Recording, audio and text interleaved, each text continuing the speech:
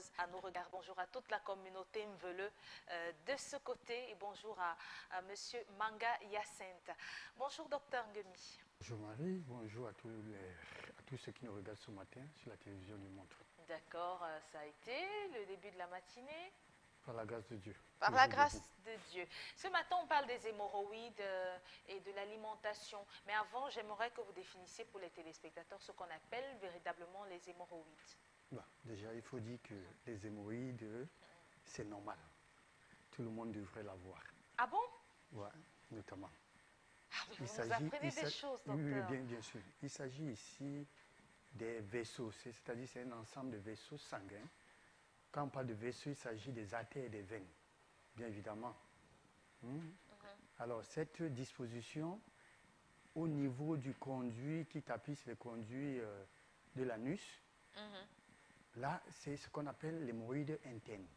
Maintenant, quand c'est au niveau du pourtour, c'est-à-dire du pli cutané de l'anus, on appelle l'hémorroïde externe, bien évidemment. Parce qu'il faut dire que ça joue un rôle de continence fécale ou encore anale. En principe, c'est ça qui nous permet, bien évidemment, qui permet notamment au niveau du rectum, la fermeture après défécation. Vous comprenez que ça, son rôle. Alors, quand on parle, on devrait plutôt parler de maladies hémorroïdaires ou encore de crises hémorroïdaires. Au lieu de parler j'ai l'hémorroïde.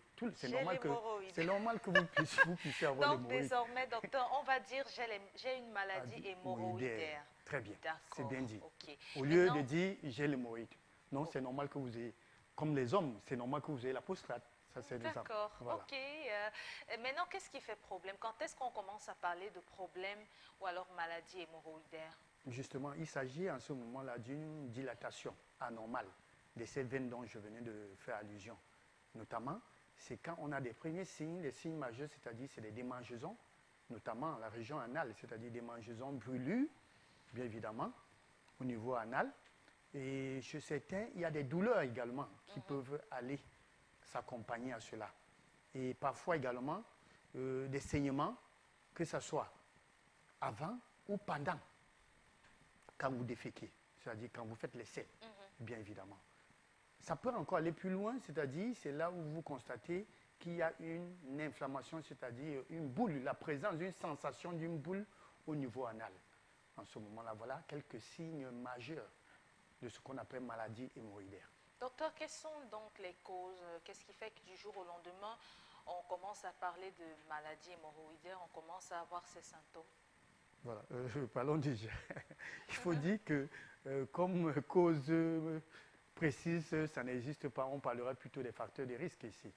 Des facteurs de risque, il y a la surcharge pondérale. Encore. Bien évidemment, ce n'est pas moi qui le dis. Et vous devez comprendre que quand on a une surcharge, on est exposé à plusieurs choses. Ce n'est pas moi qui le dis. Pour éviter de manger beaucoup. Voilà et tout. Et il faut dire que nous avons ce qu'on appelle trouble intestinal, c'est-à-dire le trouble de transit intestinal. Notamment, on parle ici de la constipation. Elle peut être chronique, aiguë déjà, et elle peut être aussi chronique. Et vous vous rendez compte que quand elle est chronique, quand vous allez faire des selles, vous êtes obligé de forcer. Et ça, ce n'est pas bien. Ce n'est pas conseillé, bien évidemment. Finalement, la constipation est très dangereuse. Hein? Bien sûr, bien sûr. Je crois que la thématique, hier, nous parlons également de ça également. Alors, nous avons également comme des facteurs de risque des personnes qui portent des charges assez lourdes. Il faut faire très attention. D'autres également, il y a la pratique de la sodomie. On y est.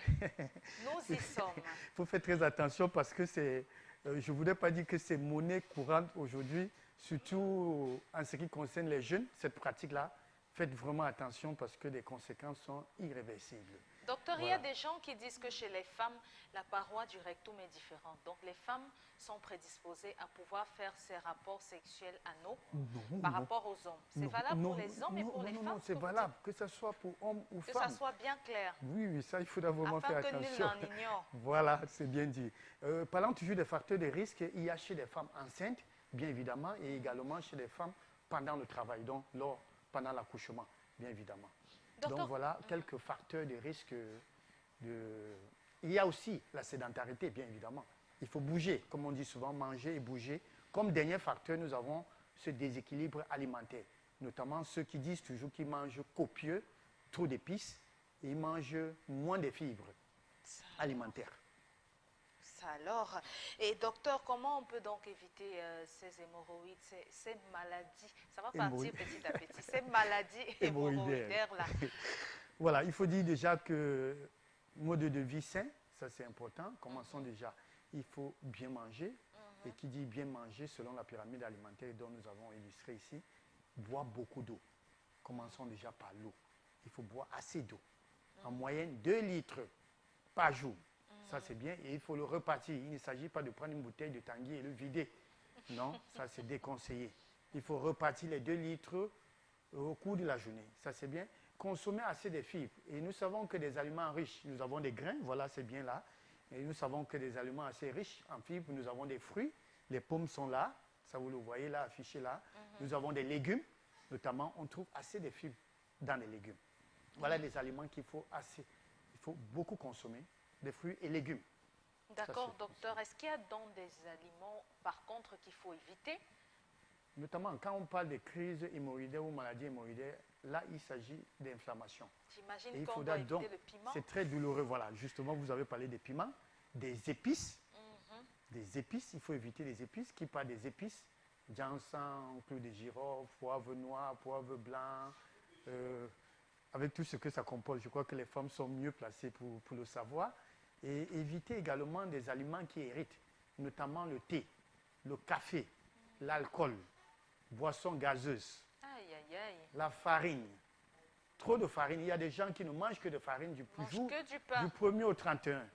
Et tout ce qui est pâtisserie, pas seulement les célibataires, même des hommes mariés. Même des hommes mariés. Ah oui, alors, franchement, moi aussi, j'ai pensé aux célibataires. Il y a aussi des fritures. Des fritures, vous savez tout ce qui est friture, charcuterie et tout. Ça crée l'inflammation, ça favorise l'inflammation dans l'organisme. Alors, et là, ça fragilise bien évidemment ces vaisseaux sanguins.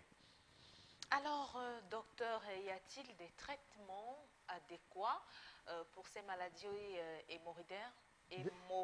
Hémorroïdaires. Hémorroïdaires, voilà. Ça c'est bien ça. Ok. Parlons des traitements. Les traitements existent bien. Là, il faut rencontrer un gastro, d'abord une consultation médicale par un médecin. Et quand la nécessité s'impose, il peut vous envoyer rencontrer un spécialiste, bien évidemment, parce que nous avons parlé des 2 formes, interne et externe.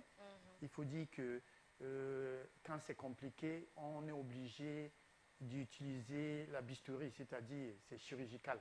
Il faut faire une incision, forcément, pour pouvoir combattre l'hématome ou bien une thrombose, parce qu'il y a des complications. Il faut dire qu'il y a des complications, notamment la fistule, une fissure anale, c'est-à-dire une déchirure au niveau de la région anale qui peut provoquer beaucoup de choses. Il y a aussi des abcès, l'abcès anal, il faut faire très attention. Donc, en ce moment-là, il faut rencontrer un spécialiste qui, certainement, vous soumet à une intervention chirurgicale pour pouvoir remédier à la situation, bien évidemment. Donc, les traitements existent, mais il faut dire que l'un des traitements majeurs, c'est une bonne alimentation. Une bonne alimentation. Docteur, qu'est-ce qu'on peut dire des astuces? Parce que j'ai quand même entendu des astuces grand-mère. On disait quand vous avez l'hémorroïde, vous devez prendre un peu d'argile verte que vous mélangez avec de l'eau et puis vous introduisez, vous posez sur vos hémorroïdes. Est-ce que quand elles sont encore au stade primaire, on peut prétendre les soigner de cette façon? Je suis tout à fait d'accord avec les secrets, les astuces, les secrets de grand-mère, mais j'ai toujours dit qu'il faut connaître ses antécédents. Est-ce que votre statut ou bien votre organisme vous permet d'utiliser l'argile verte?